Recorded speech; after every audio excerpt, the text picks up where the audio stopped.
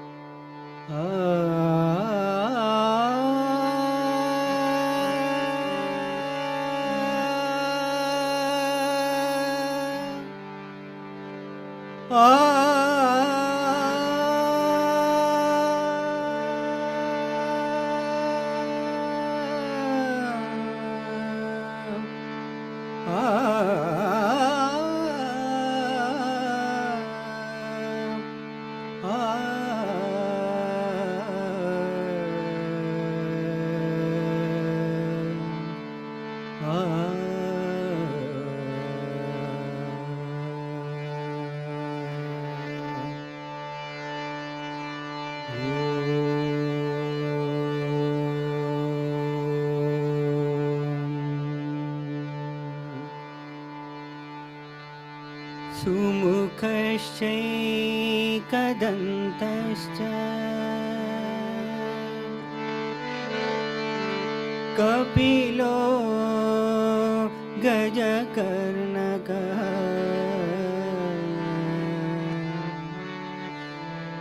लम्बोदरश्च विकटो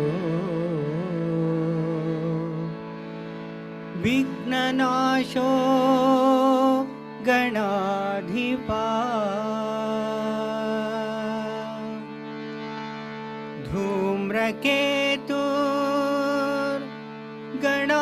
धूम्रकेतुर्गणाध्यक्षो भालचन्द्रो गजानना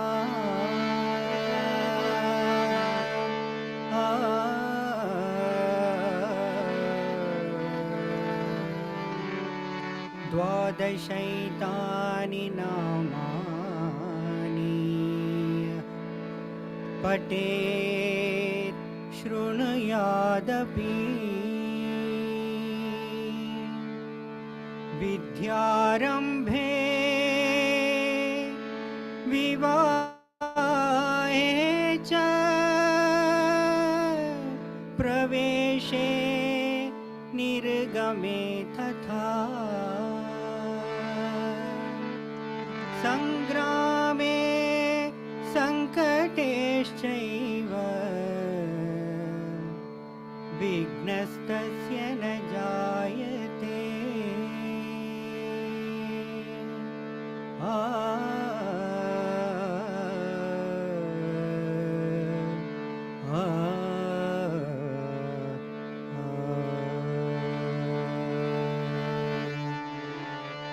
साक्षात् Shri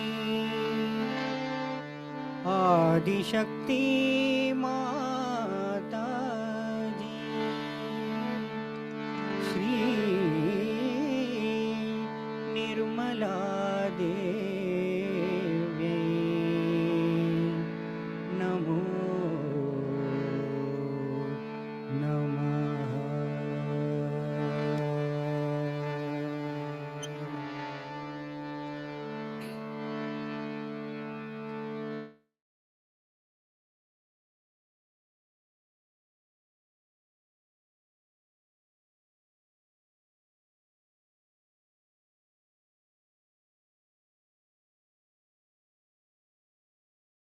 Buenas noches, Chichi Mataji. Vamos a comenzar con esta meditación desde Argentina y de Chile.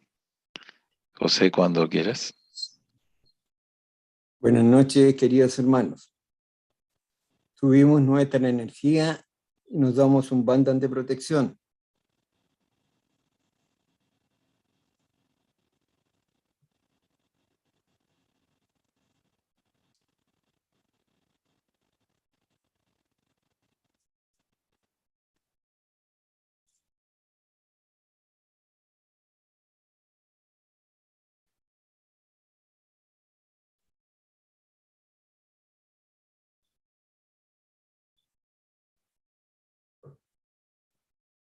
Cerramos nuestros ojos y ponemos la atención en nuestro interior. Y pedimos a nuestra Madre que nos conceda una meditación profunda. Ponemos la atención en el Muladhara y pedimos a Shri Ganesha que establezca en nosotros sus cualidades divinas. Madre, por favor, haznos inocentes y espontáneos como un niño. Ahora ponemos toda nuestra atención en el canal central. Bajamos nuestras manos hacia la Madre Tierra y le pedimos a Shri Adibhumi Devi que elimine y absorba todas nuestras negatividades.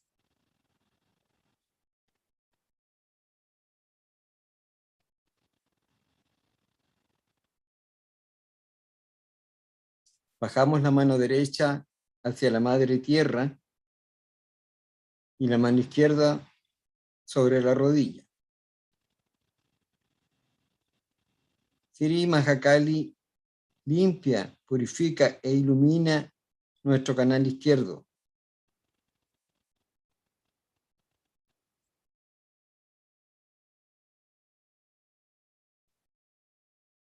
Pasamos a equilibrar nuestro canal derecho y ponemos la mano derecha sobre la rodilla y la mano izquierda hacia el éter. Shri Maha Saraswati limpia, purifica nuestro canal derecho.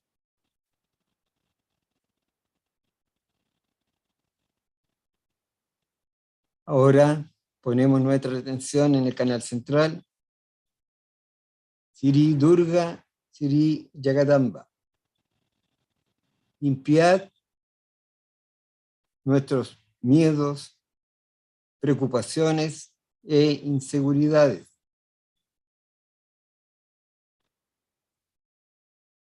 Haznos personas seguras para afrontar estos tiempos tan difíciles.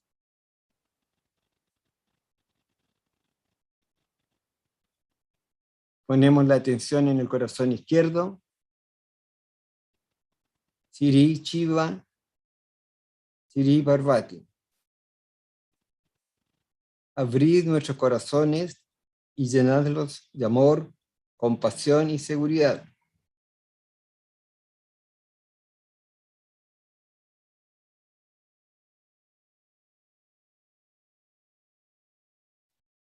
Ponemos la atención en el corazón derecho.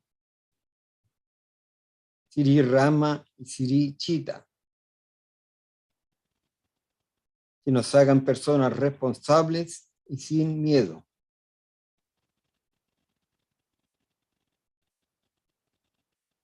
Llevamos la atención al Vichudi y pedimos a Shri Krishna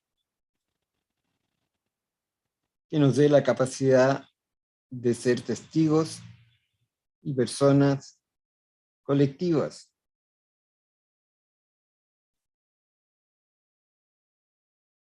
Despierta en nosotros la humildad y libéranos del sentimiento de la culpa. Llevamos la atención al Agnya Chakra. Y pedimos a Shri Jesús y María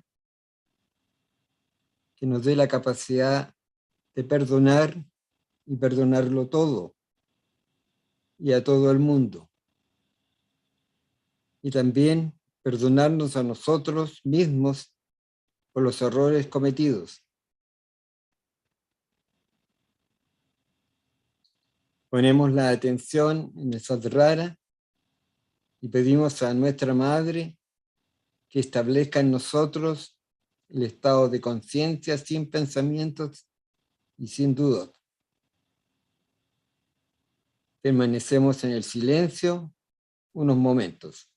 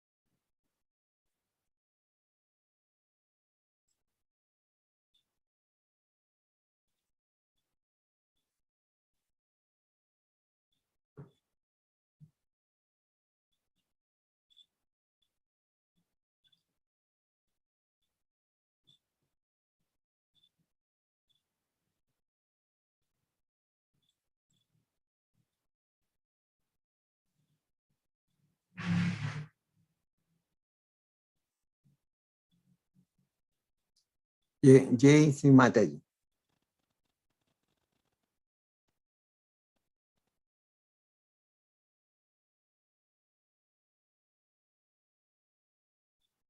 Jai Sri Mataji.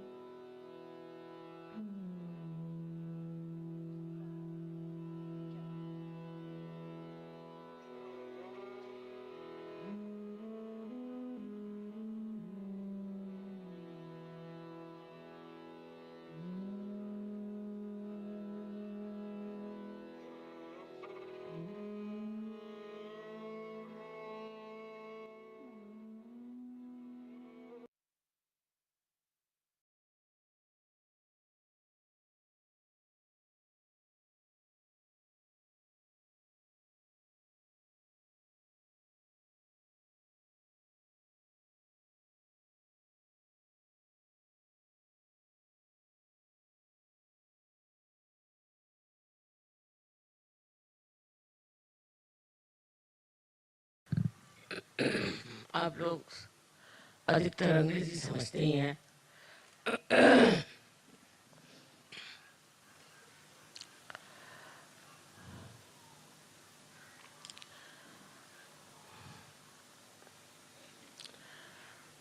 Today we are going to have the puja of Shri Krishna.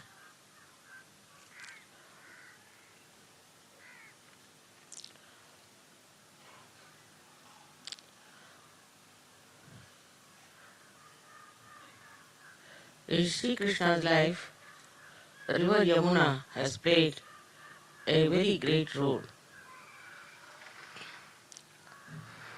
Yamuna river is a very deep river and the water has a blue color, which they say Shri Krishna also had.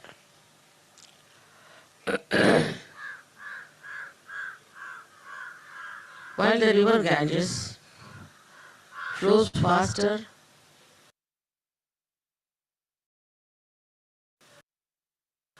and much shallower than this river.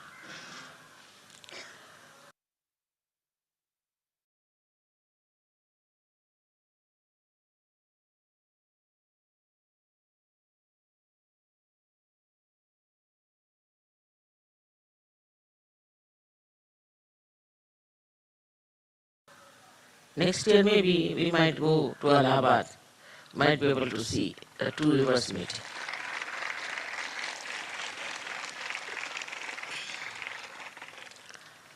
The whole of Haryana has been a very, very historical, mythological place. You must have known about it, that Pandavas and Kauravas fought in Kurukshetra, and also all this area has been used since long for meditation. Markandeya, whose name you have heard many times, meditated in this area. First, he was in Maharashtra, where you have seen the Saptashringi.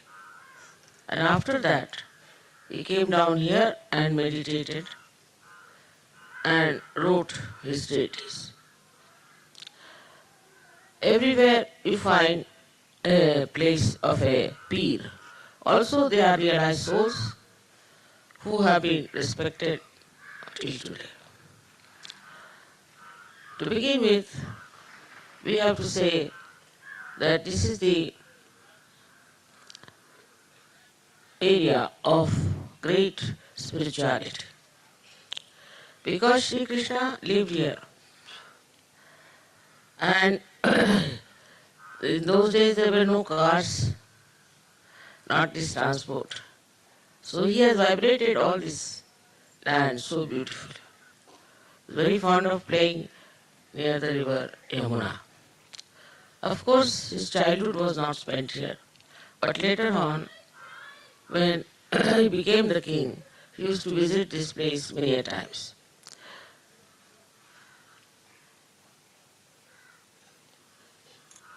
We have to understand his character in a very special way. First we had the incarnation of Sri Rama. The Vishnu, as you know, took the birth of Sri Rama. But Sri Rama forgot his divinity. He was made to forget his divinity. And he lived like an ordinary person, became a king, like Socrates has described, the benevolent king. And he had to also sacrifice his wife. That's very symbolic, no doubt. The other part of North India will be able to see his vibrated areas where he moved. But Maharashtra he went without shoes, walked and walked and walked. Thus, this whole country is really vibrated by great saints and by great incarnations.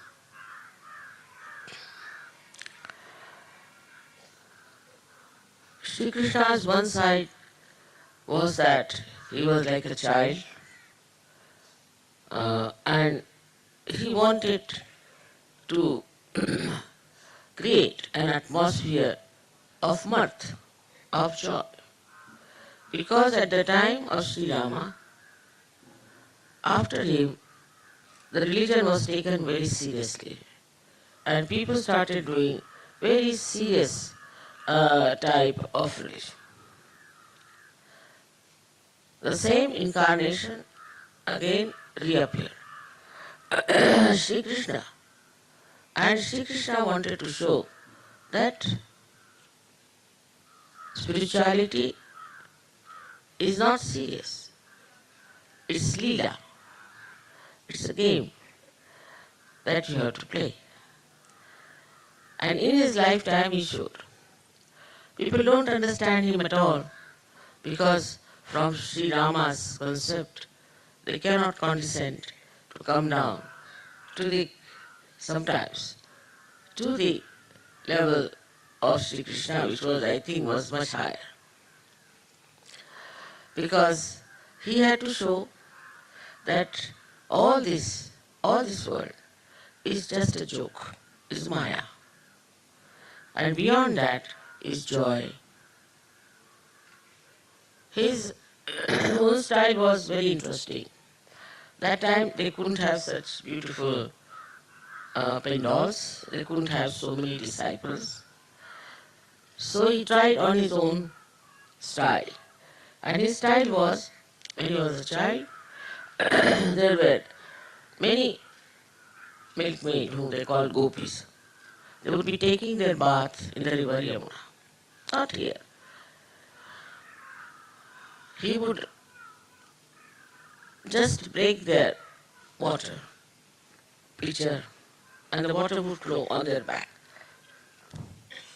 This Yamuna river was vibrated by Radha.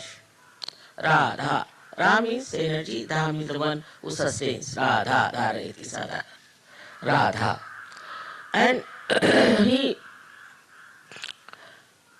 didn't know how to tell them about Kundalini, so he used to throw stones, small stones, at those pitchers, and the water would flow down their backbone, thus giving them the blessings of the Kundalini.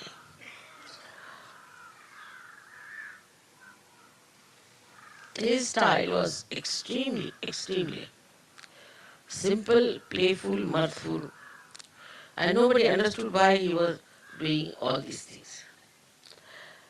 Also, when he was a very small child, there were ladies who were taking their baths. So he was trying to raise their Kundalini, and he hid their clothes, evaporated them. So many people don't understand. A little child is so innocent. And he was teasing them and tried to show that life is nothing but joy. And he gave them those clothes.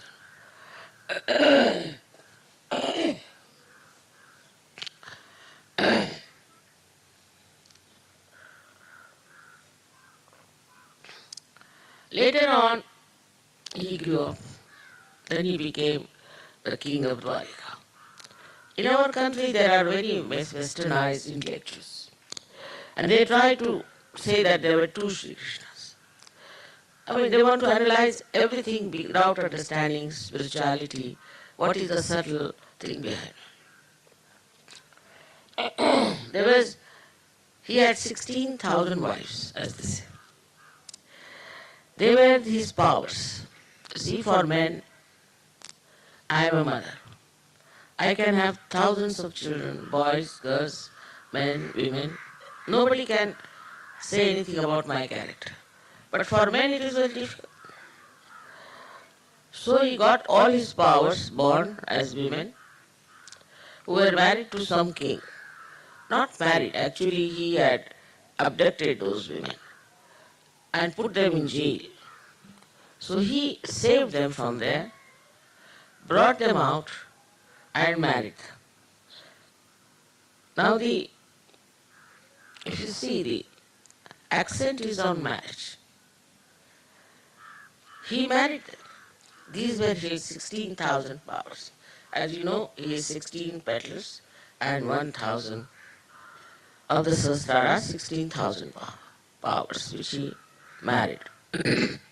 Then he had 5 wives, for which also people have objection. Only Krishna can do like that.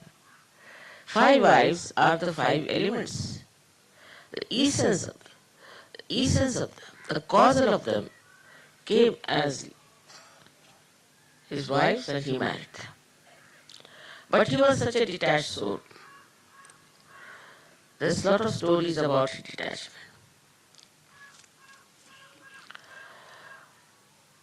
There was one great rishi, meaning a saint, a sage, who had arrived on the other side of the river Yamuna. This was in Dwarika. And there was no Yamuna river, but there was Narmada and Tapi. And they wanted to go and serve the sage. So when they went near the river, they found the river was all flooded. So they went back to Shri Krishna and said, see, we are going to worship the sage and the river is all flooded.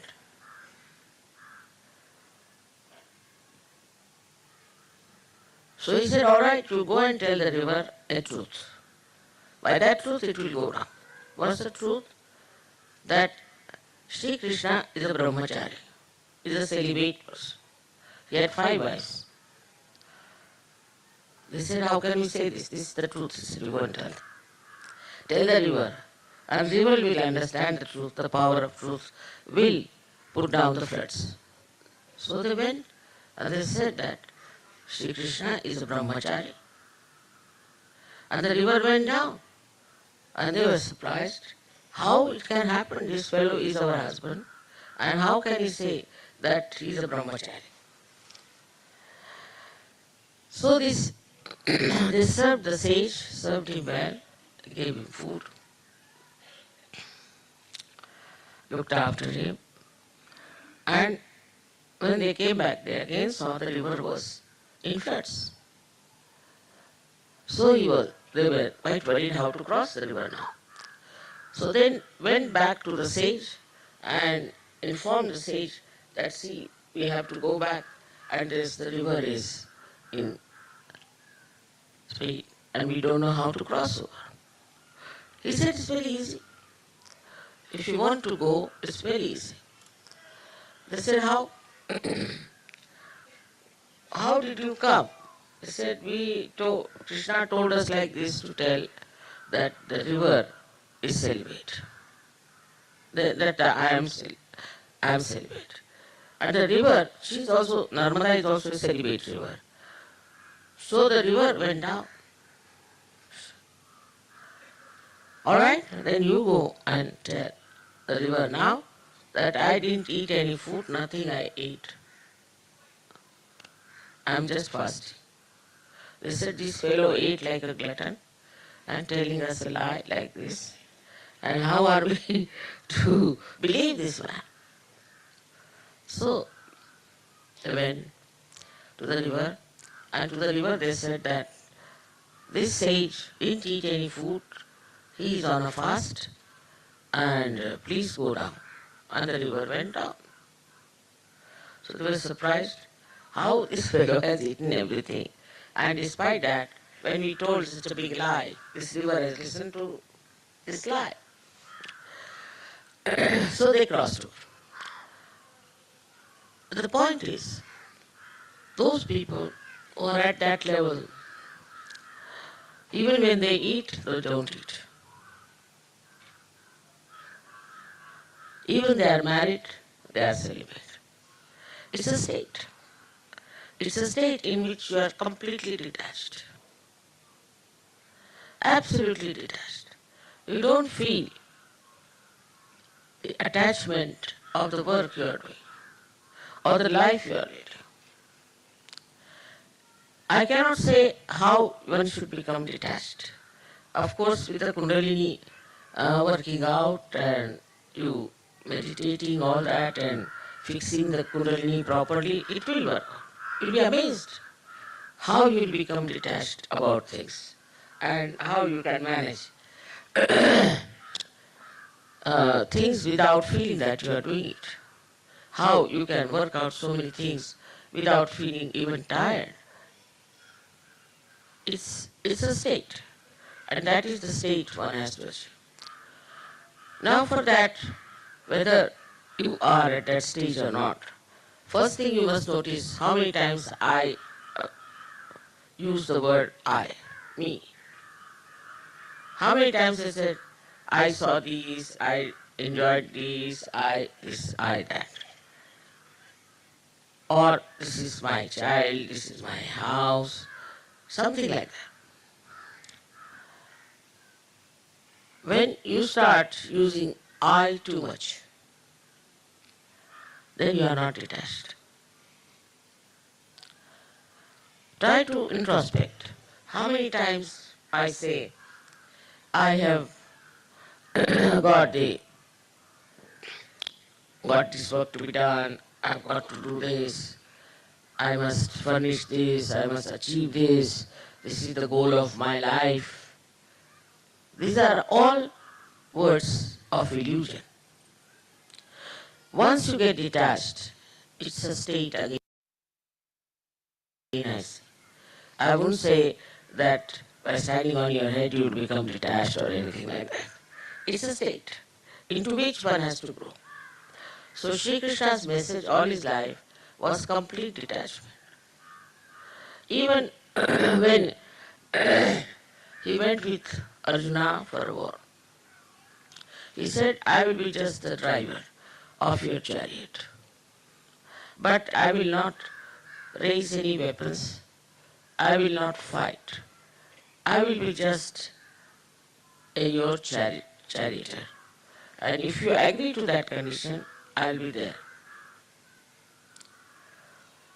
Actually, when Arjuna had a question, how can I kill? These are my relations, these are my gurus, these are my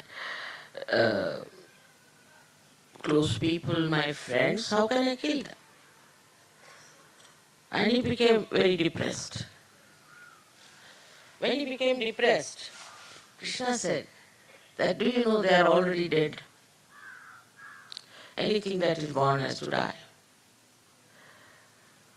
So, you have to kill them. Now people can say that Krishna was preaching violence. No, not that. But what he said at those people who are adharmis, who have no sense of dharma, who have been so cruel, who have been very much against the tradition of dharma, they have to be killed. Whether you kill them or not, they are already dead because they have committed so many sins. They are already dead. So you should not think that you are killing. But it's the divine which is going to kill them, so-called killing. And so the war started. In the Gita also, people have very less understanding as to what he wanted to communicate. The first thing, the war is on and he's talking about philosophy. You can imagine the detachment of it.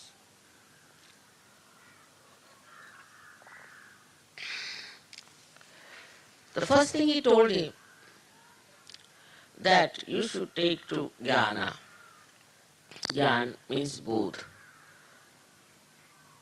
Both, as you know, is only possible through enlightenment. So he said you should take to jnana, to both, which is enlightenment. But people don't understand jnana. They think that by reading books, by reading all kinds of, there are so many criticisms of Gita, reading all that, or understanding about Gita. There are many in this country who are giving lectures on Shri Krishna. In their own lives, they are horrible. So, he told the best thing that is to be done. That is the only thing to be done. He was not a businessman. A businessman will tell you first something that is not so good, then better, raising you slowly. But he said outright that that is the one by which you become Sthitapragya, means Sahaja. He said clearly. But Arjuna said then, if it is so, why do you want me to go on war, to do this karma? That is also very much misunderstood. Only after realization you can understand what he meant by doing karma. He said it very clear that you do your work, karmas, your whatever you have to do, your action, and put it at my lotus feet, which is an impossible situation. As long as you have the sense that you are doing something, ahambhava, that due to ego you might call it, as long as you have this feeling within you, or maybe when there is still that I is existing within you, you may say that I am putting it at the lotus feet of God, but you don't. Because Shri Krishna knew, after Arjuna asked the question, that human nature is not straightforward, they won't understand in a straightforward way. So he was diplomatically, he told them, all right, put everything at my feet, which you cannot do. So people tried that. Ages they have tried and they found out it doesn't work out that way. Whatever we do, we feel responsible for it. So why should we think that we are putting at the lotus feet of Shri Krishna? For example, some people who were murderers, they would say, all right, we have murdered, all right, but we have put it at the lotus feet of God. This kind of a delusion happened. I mean, there were horrible people in this country who used to kill travelers in the name of goddess.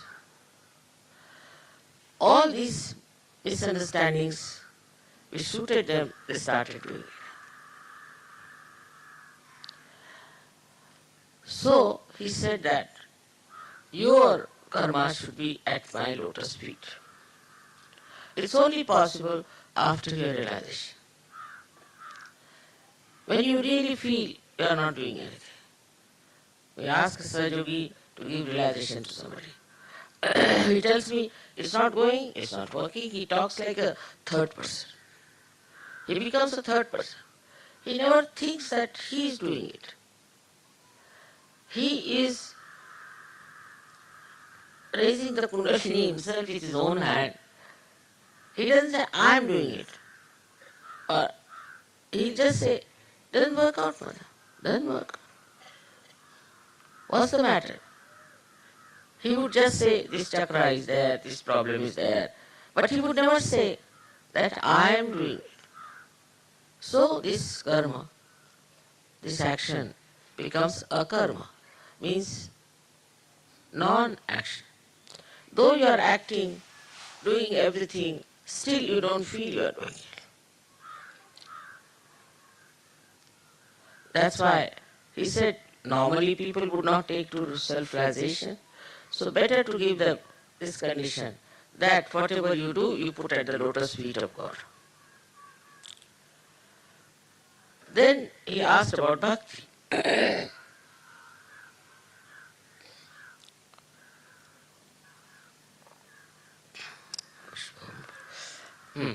So for bhakti, he said, all right, very clever, I am not that clever as he was.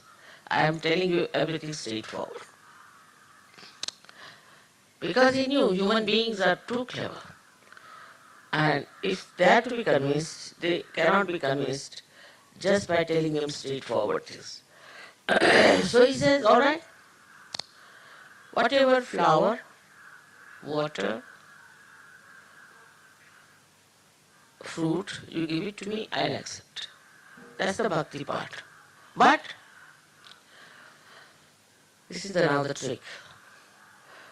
The bhakti is to be done when there is not the other. Ananya. Ananya means there is nobody else. You and me. That means you should be connected to me. Then only you can do bhakti. But nobody understands the meaning of word Ananya, or they don't want to understand. Ananya means where there is not the other. Means you are self-realized. That's the bhakti I will accept. When I get these Hare Rama people suffering from all kinds of troubles and they say, Mother, how is it we are suffering from Shri Krishna's troubles? So I tell them, you have no connection with Shri Krishna. You are not connected. Supposing this is not connected, this won't work. And there is a protocol. Shri Krishna is an incarnation. Even if you have to meet the chief minister here and you go on calling his name, you will be arrested. But he is almighty.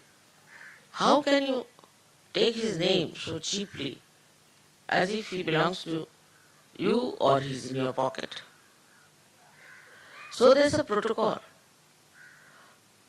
But they were told that you must take the name of Shri Krishna or of Shri Ram or the name of God.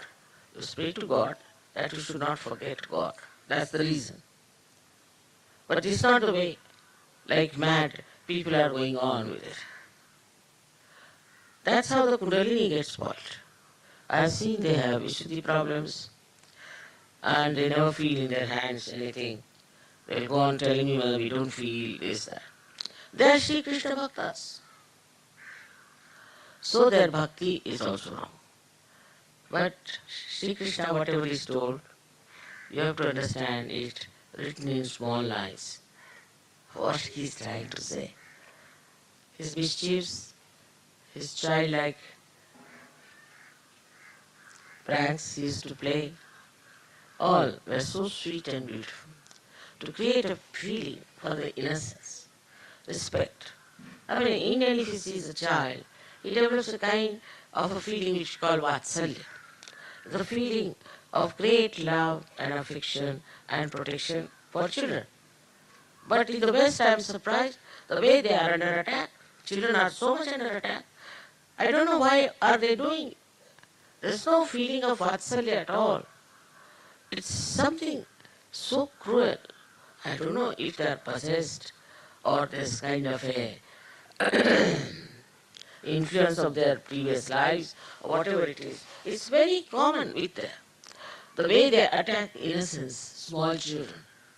It's impossible to understand how can human beings do that. So, Sri Krishna's childlike behavior, so beautiful that makes you feel that love and affection, protection for the little child. I have to tell you about Sri Krishna's sister. I was going to tell, but she thought I might forget. You see, Sri Krishna had a sister, as you know, Vishnu. And she is the electricity. We have seen in Kabila, in Canada, the miracles of Vishnu. When I went to Canada,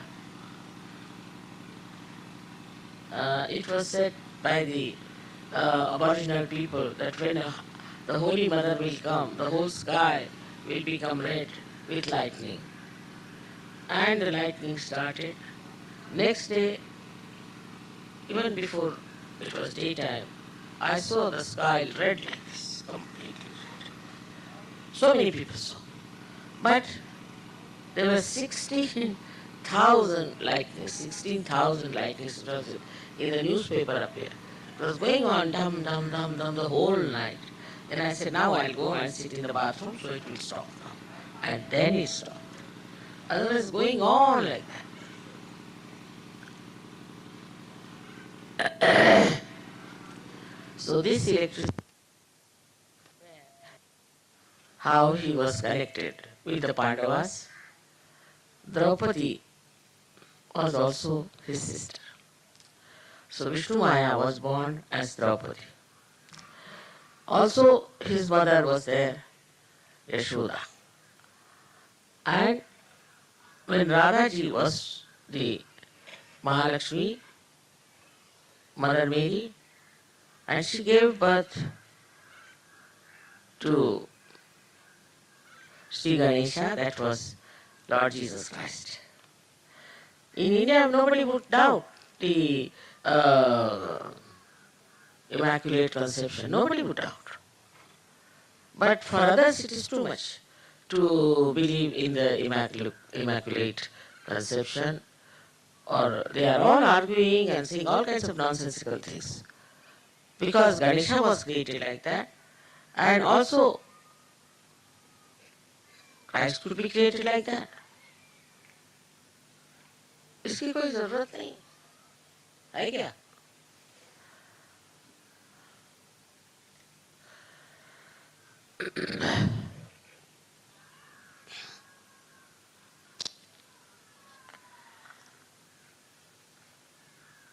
So Radha, she was Mother Mary. And it is surprising if you read the Devi Mahatmya, in that is clearly written who was Christ, that he was the support. He was called as Mahavishnu. He was the support. That's the Muladhara. He was the support of the universe. All these were all related people. But we are stupidly fighting because we do not have the knowledge of reality.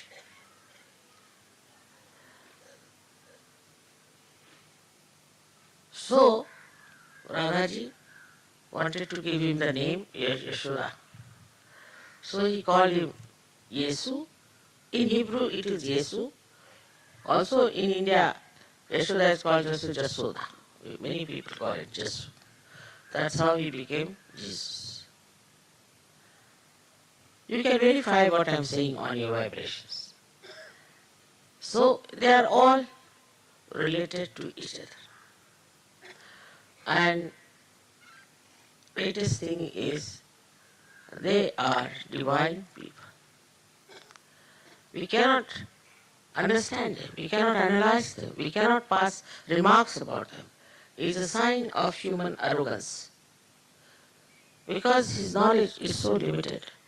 And with that limited knowledge, he wants to talk about divinity, which is beyond the brains, beyond human intelligence. So only thing we can do is to be humble and to be surrendered. That's how Islam came, which means surrender. Where are they surrendering, God knows. Or Christians, where are they following Christ? Hindus, where are they following the principle that everybody has the spirit in their heart? How can you have caste system if everybody has the spirit? Now, thank God, so many people in the whole world have become Sahajogis. We have transcended all these artificial barriers in our divine life. How can divine divide people? Some higher, some lower, cannot be. Only thing is you have to achieve that state in which you see the whole world as a drama, as Shri Krishna has said, and you are the witness, the sakshi of all that. I had to tell all the story about Shri Krishna because this river Yamuna reminds me of all those beautiful things he did. And also I was happy yesterday the way you are dancing, the way you are enjoying, which is very, very significant. And the ones who did this before were not saints, they were ordinary people whom Shri Krishna wanted to hold hands, called Ras. Ra means energy, Sa means with. They all were holding hands, so with the energy of Radhaji, everybody was getting enlightened.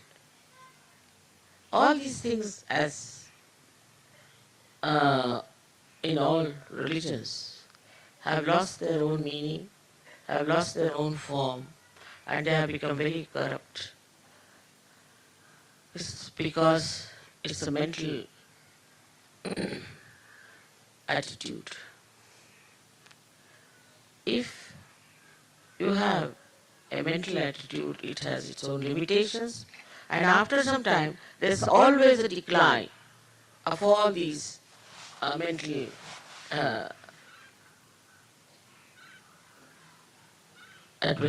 adventurous attitude, because there's no strength of truth in it. That's how you find decline in arts, in music, in everything. There's a decline coming.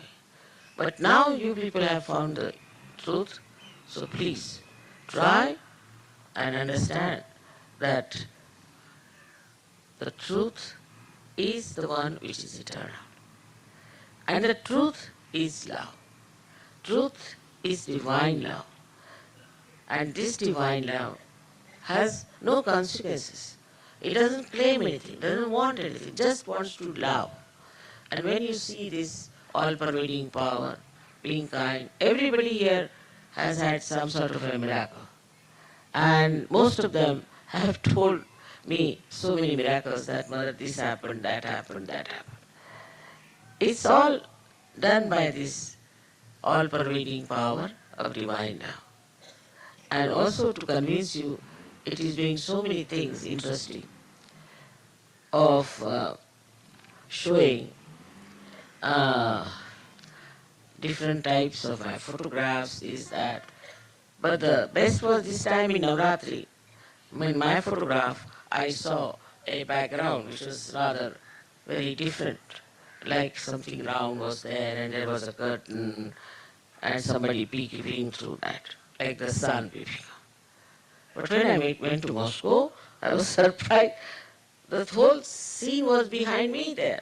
So it was before it was even made or conceived. It was seen there in Navratri Puja. That means all these things also that you are conceiving are suggested by the divine.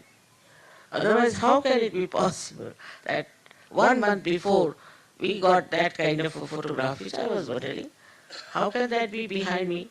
And that was there when we went to Moscow, everybody saw this. It's very surprising. So all kinds of tricks he's playing. Even when I'm not there, he shows I'm there. And it's working out in so many ways that one has to understand that what we think is miracle is a play of this all-pervading power. I hope you have enjoyed your stay here, and we have still a big tour to go on. I hope more people are coming now, so you are all comfortable here. After realization, actually I've seen people don't care for physical comforts. They just care for the comforts of the spirit. People are very deep, and you have met the people of India. They are also very deep people, very good, humble people. We are all part and parcel of one body, and that's what one has to remember. I hope you are all right, all of you. And tomorrow, you don't know, it's a very, very cold place, they say. Let's see. As the sun has come here, maybe the same sun will help us there. May God bless you.